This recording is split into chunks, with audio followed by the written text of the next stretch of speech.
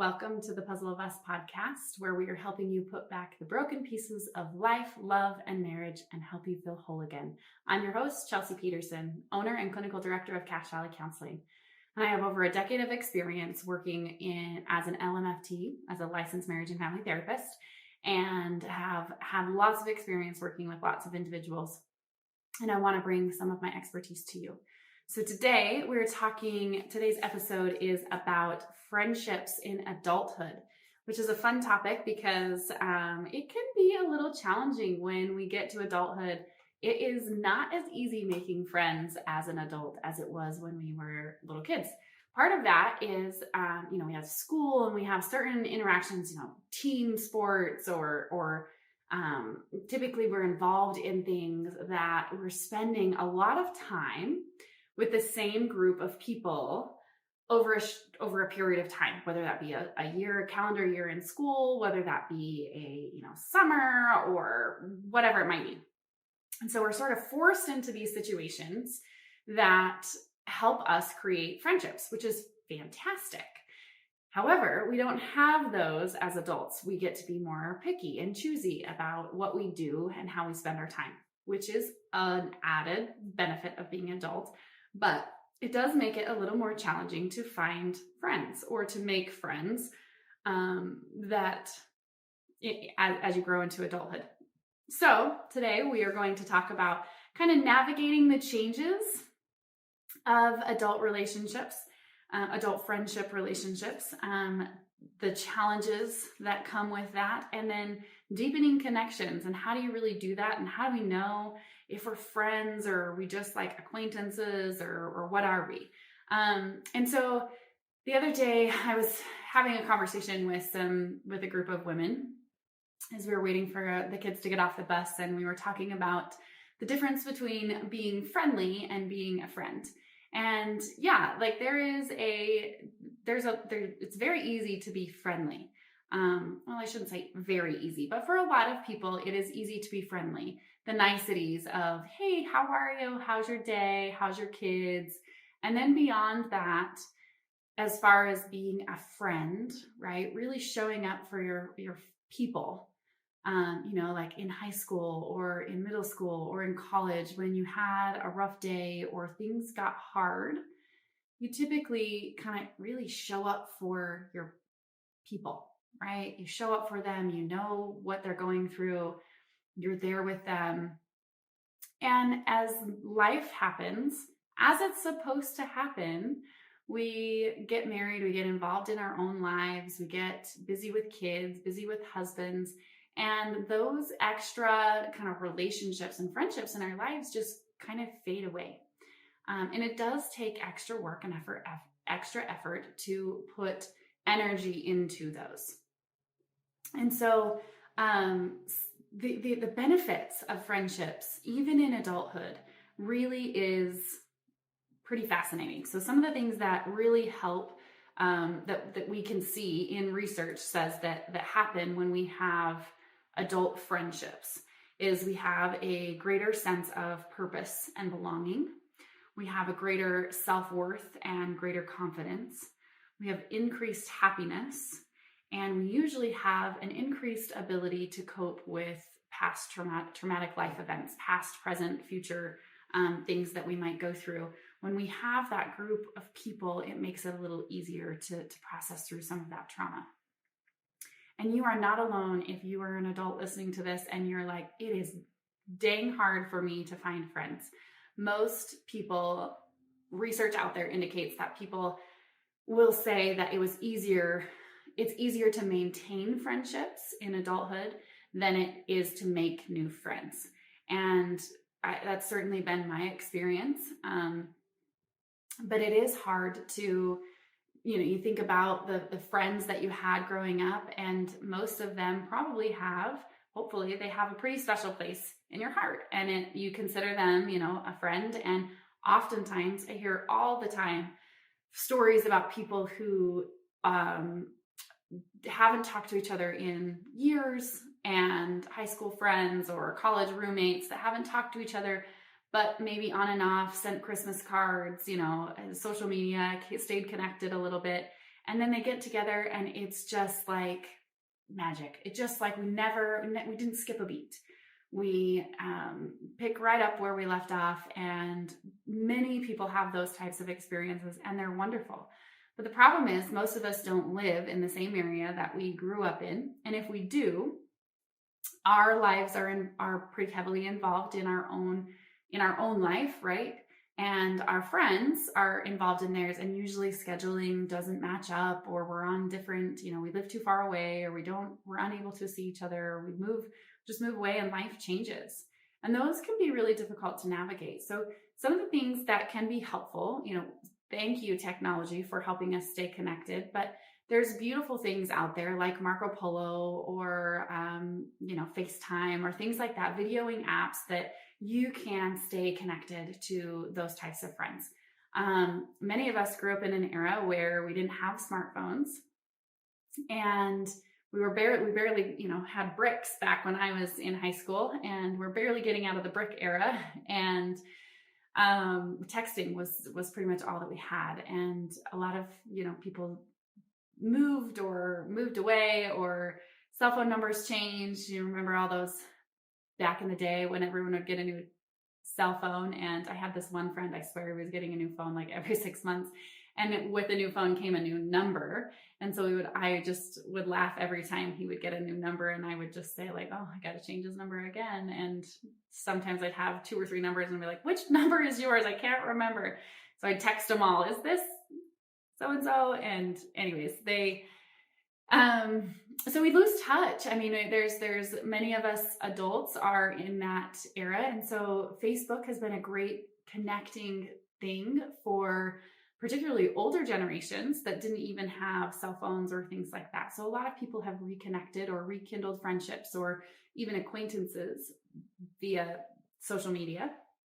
But making time, one of those things that it becomes really important is getting together. No one wants to, well, I shouldn't say no one, but not a lot of people are excited to go to their high school reunion. But when your high school reunion is getting together, and if you're able to go, you should go, because there are a lot of people that you're not the same person you were in high school. No one is the same person they were when they were in high school.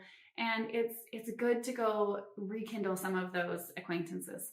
But also wherever you land, wherever you are, finding a way to make and maintain and keep friendships is really important.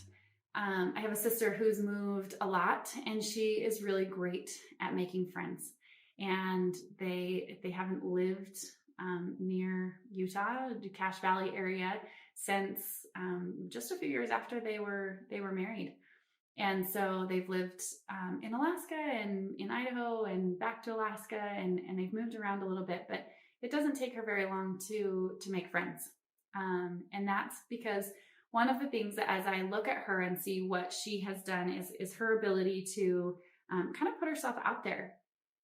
I know that I need friends. I know that I need game nights. I know that I need people, like-minded people, to share time with, right? And so she's like, hey, I got kids your age. You got kids my age. Let's have a play date. Can they come over? Like, she's always offering to, make dinner or take it over or check in on them,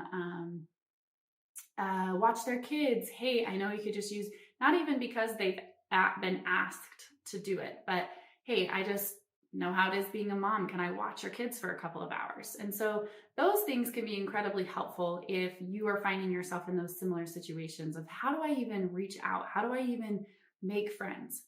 Notice, go to the park. You have to, you can't isolate yourself. So you've got to get out there. You got to push yourself and get out of that comfort zone a little bit and get off the cell phone and get off the devices and put down the TV and get outside of, the housework can wait, the chores can wait, the organizing the clothes or whatever can wait. But friendships are not going to just magically appear and make themselves out of thin air. So you got to put yourself out there a little bit. Make yourself available. Make yourself available to go to the park. Make yourself available to go to lunch. And if you are making yourself available and yeah, I can do that, but I don't know who to ask.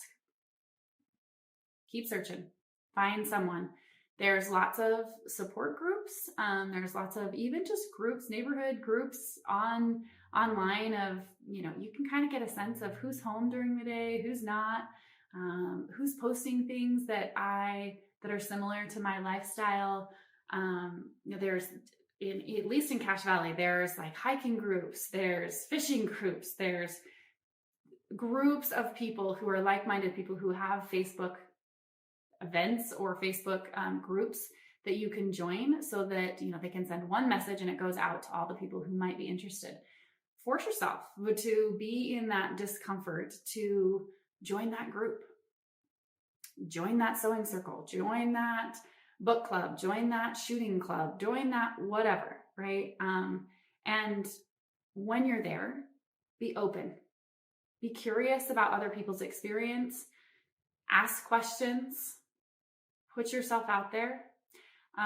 In myself, we've moved several times outside of our little bubble here of Cache Valley, and we've moved to Connecticut, and we were up in Driggs, and then we're back here in Cache Valley. And the friends that I have currently, I did not know one of them in high school, and we have a monthly bunco group, and I play soccer with them once a week, and they're a very, very important group of people to me, because not only are we spending time together currently, but we also find ways to support each other when we're going through various things.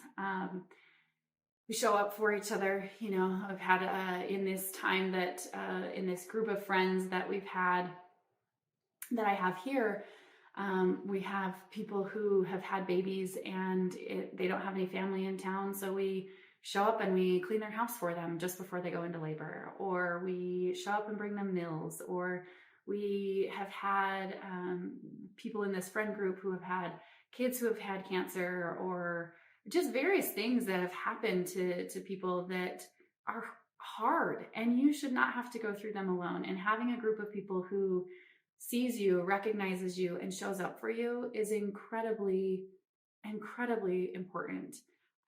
If you are longing for that and are not sure how to get that, you be the one, put yourself out there.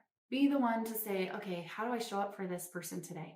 And it doesn't have to be a group. I play soccer, so we have a number of group of women on that team who are part of this tribe, so to speak. But it can be 2 or 3 people. It does not have to be, a big group of people. Hosting things like a bunco night or something like that can be a great way to, hey, I'm hosting bunco at my house. Are you interested in coming? And then you sort of find, you keep inviting people. Hey, I'd like to read this book. Does anyone else out there in my neighborhood want to read this book as well? And then we get together and chat about it, have hot chocolate and chat about it, or we'll read it over coffee, or we'll meet, whatever it may be, however that looks like for you. But really being creative and opening yourself up to the possibilities that are out there are incredibly important, because it's very easy to feel very isolated and to get stuck in the mundane of the routine and let kids' schedules and partner schedules and work schedules rule your life. And so sometimes it is really hard to put aside time for those friendships.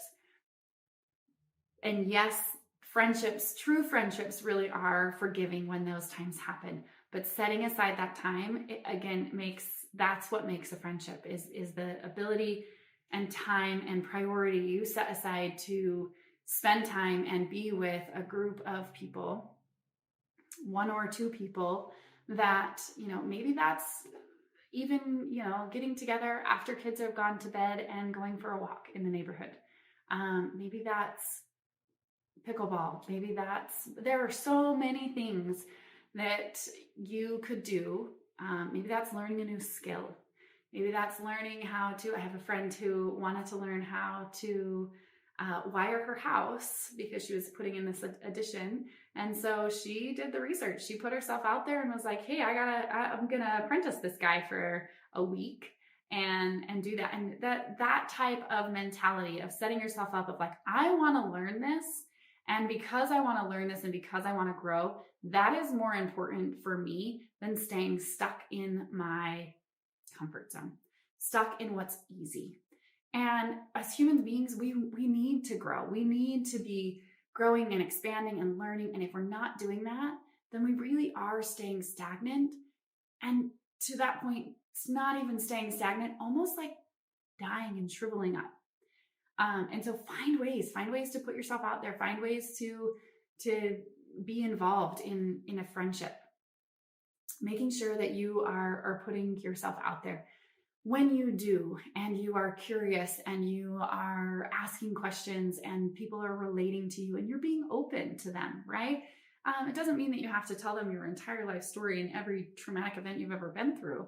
But as you are being open, as you are being genuine, as you are being real, also show them that you can be trustworthy, because people already have enough chaotic, hectic, crazy going on in their lives that if you don't show them that I can be dependable or trustworthy, oftentimes people just say, I can't have that in my life right now. If I'm not that way, they choose to sort of cut that relationship off. And so making sure that you can be trusted. When I say I'm going to do something, show up and do it. Plan it. Follow through is really important, because that is an important part of a relationship as well, including friendships, even in adulthood. That managing just kind of the challenges of that, again, sometimes it's also knowing that family stuff is going to come up. Family stuff is going to get in the way, or my own personal life is going to get in the way of those friendships sometimes. But how do I do that, right? And maybe a friendship, particularly past high school and college years, sometimes friendships don't have to be in your same age group, right? Sometimes those friendships can be people who are 20 or 30 years older than you, or 20 or 30 years younger than you, because it's really about the time and the love and the acceptance and the non-judgment and being able to really be there to support each other in those times of need. And they're going to change. Friendships are going to change years, 20 years from now. I hope I'm still playing soccer, but we may not be, and that's okay. And so making sure that as you navigate those changes, that you're being flexible to how those changes and shifts happen and occur, and that you don't become so rigid of, we have to do this every night or you're not my friend, or we have to do this so often or I don't consider you a friend, or I don't want you to be a friend. Again, sometimes those friendships come naturally and are easy to maintain, and others are a little more difficult. Stick with the easy. Life is too hard. And along with prioritizing the relationship, sometimes it's really, very necessary to, have a girls trip weekend. Even if that's a staycation, we're going to hang out at Best Western in Logan, Utah for the weekend, and we're going to stay up and just chat about life or play bunco or do puzzles or go for a walk or go shopping or do something like that. Sometimes those things are really necessary, just like they're necessary for your adult partnership, romantic relationship. They're important for your friendship as well. Again, that doesn't have to happen every Friday night. It doesn't even have to happen every couple of months, but a couple times a year even is really, really helpful in keeping that relationship solid. So making sure that you're spending time with that. If you have a partner who is not supportive of that, helping them or working to help them understand that these are things that I need to feel purpose, to feel confident, to feel, again, all those benefits that I talked about at the beginning, the increased happiness and the ability to have an increased self-worth, and have the ability to cope with just life and trauma. There are lots of benefits out there. And so advocating for yourself that this is what I need if you do have a partner who doesn't happen to be on board with supporting extracurricular friendships outside of your relationship. There also is Again, if someone isn't supportive or doesn't view that as necessary, this is just a side note. I'll talk more about this later. Those can also be some red flags for your relationship, that maybe it needs work. Maybe you're in a relationship with someone who is very controlling. Those are just some red flags that I'm going to throw out there in this episode, because you should be allowed to have friends outside of your romantic partnership. And being able to foster those friendships is an incredibly important part of life as well. So making sure that they are getting the priority that they need. Again, in balance. Life is about balance.